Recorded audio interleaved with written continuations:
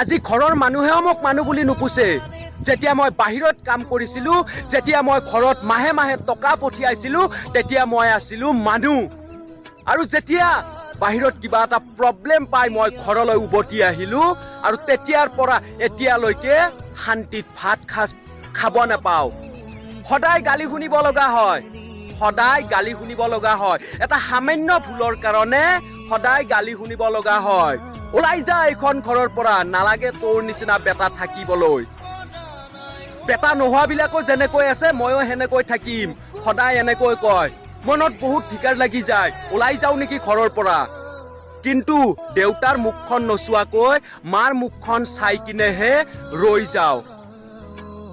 গতিকে ভগৱান, বহুত কষ্টত জীয়াই আছো, বহুত শাস্তি খাই আছো। এটা কথাই ভাবো, মানুহে কয় নহয় ধৈৰ্যৰ ফল সদায় মিঠা বুলি, সেই কথাখিনি ভাবিহে আজি মই শাস্তি খাই জীয়াই আছো।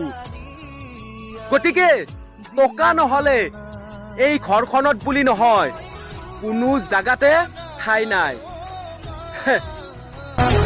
বুকুখন বিষাইছে